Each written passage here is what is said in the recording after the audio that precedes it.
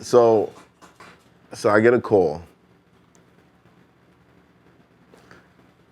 after the Royce the 5'9" interview clips drop. It's Joell Ortiz. Yo, man, word to my mother, man. Word to my mother. Where you at, nigga? Where you at? I'm like, yo, who is this? Nah. He was in order, like, but he was upset. I ain't say where you at. He didn't like that, you know, it was being painted a certain way. And you said something that made me be like, oh shit, okay, yeah, nobody never asked that question. How long were y'all actually off Shady? A year and some change. A year and some I wanted change. the answer to come from it. You know what I mean? Yeah. And I made the call like, so it's not looking. Right. Yeah. A year and some change. A year and some change. Yeah. So what was the holdup? Because this is still a thing. Is it? It shouldn't be, It man. is. It is. What's the thing? And maybe we can clarify the thing. What tore this thing apart?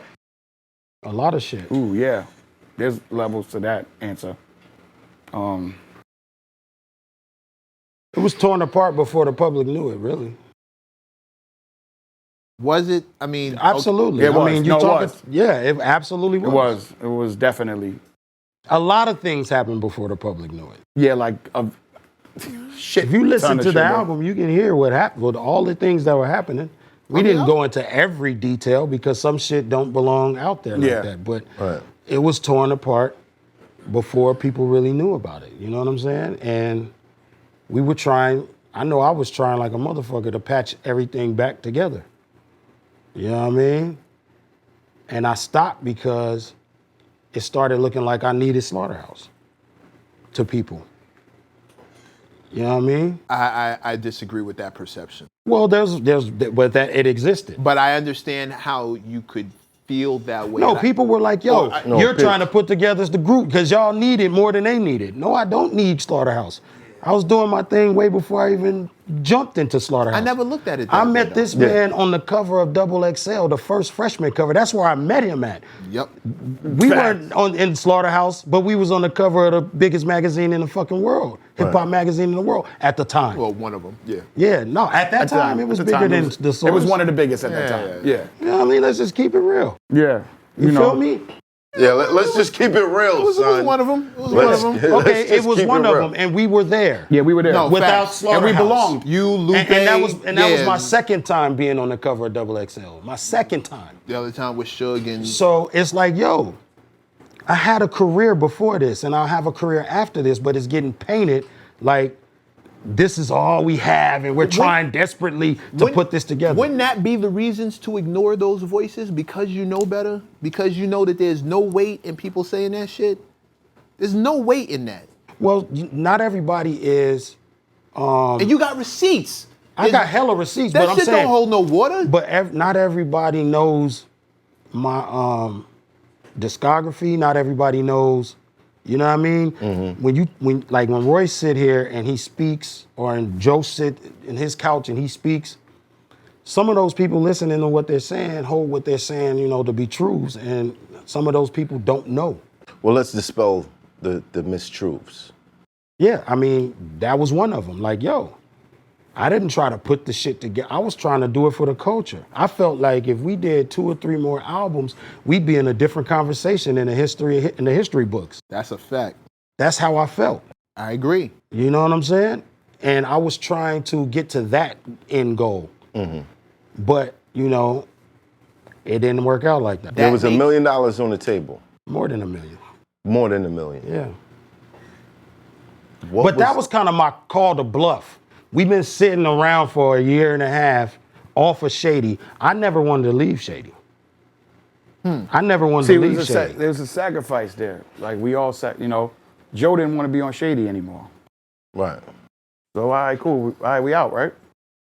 Right. All right, because when we get off Shady, then it's on, right? We got off and nothing happened. Nothing happened. And it's like, yo, to me, we signed our contract the same day Yellow Wolf signed his. Same day. Yellow Wolf did his 3 albums. He out. Independent, packing buildings, doing his thing. If Slaughterhouse delivers those 3 albums, it's a whole nother ball game. Yeah, whole nother conversation. And it don't take a while. Man, we did the first album in 6 days. Mm-hmm. You see what I'm saying? 6 days. 6 days, bro. We did the first Slaughterhouse album on E1 in 6 days. It was an assembly line. We always said that. It was just producers coming in. We just smack it. It's like it's 4 of us. It's not tough. The workload is very light. So it doesn't make sense to not go in here, do what we do, allow the shady machine to do whatever it does for our brand, get off, start Slaughterhouse Records, start putting our little homies on. These are my dreams of being on the team.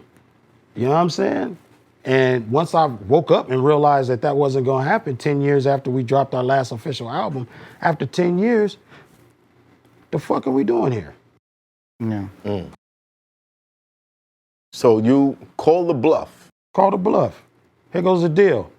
Yo, Joe, some people don't like you in that system over there, so I'm getting a deal in this system where they can't block you. You see what I'm saying?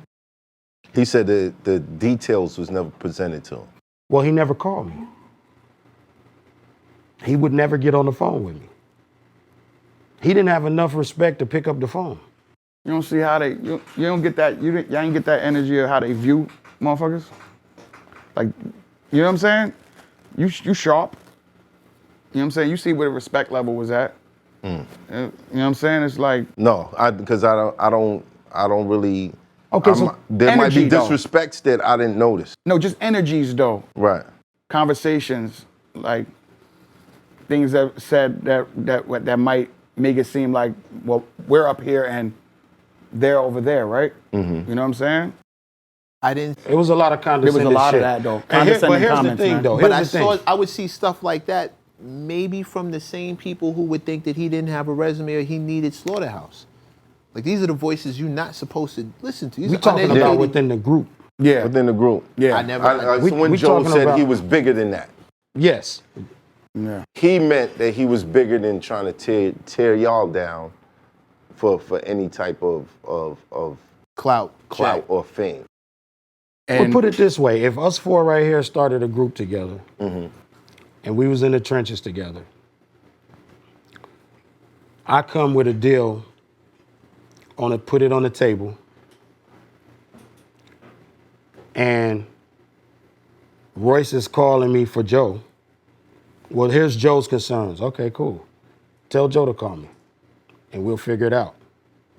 And he don't never place the phone call. Weeks go by, and you don't never pick up the phone, and then Royce calls me again, and now I'm at the point where I'm feeling like you the middleman between me and Joe. And I'm like, yo, that's enabling the disrespect.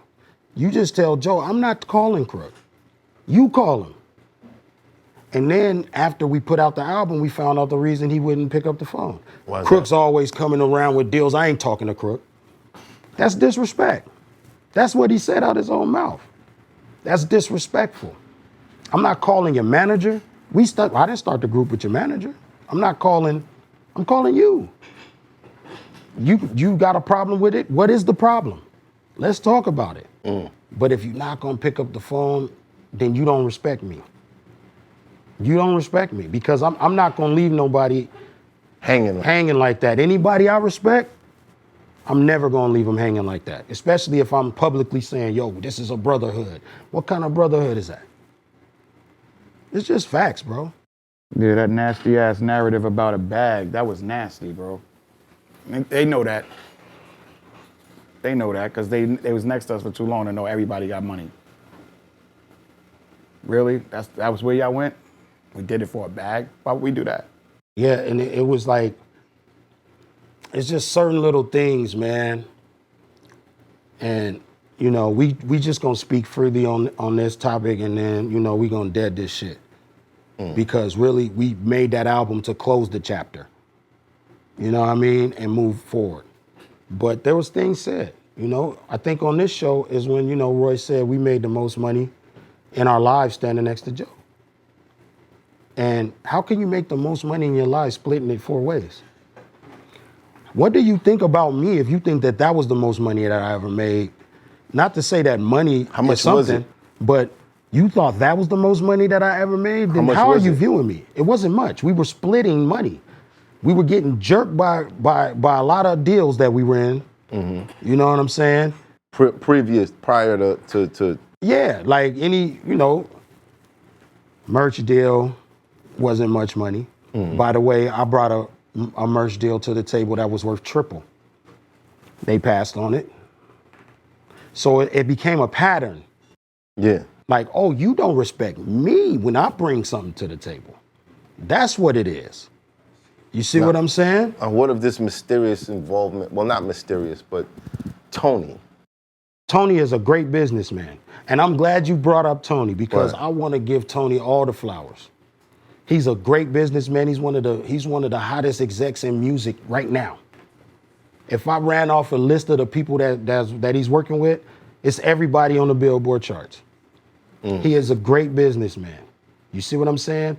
And did he have bad situations? Well, if he had a bad situation, then tell me this: why did Keno, Royce's manager, text Tony? Thank you for your involvement in the allegory. We got the Grammy nomination. This is a team win. That's what he texted him. The allegory.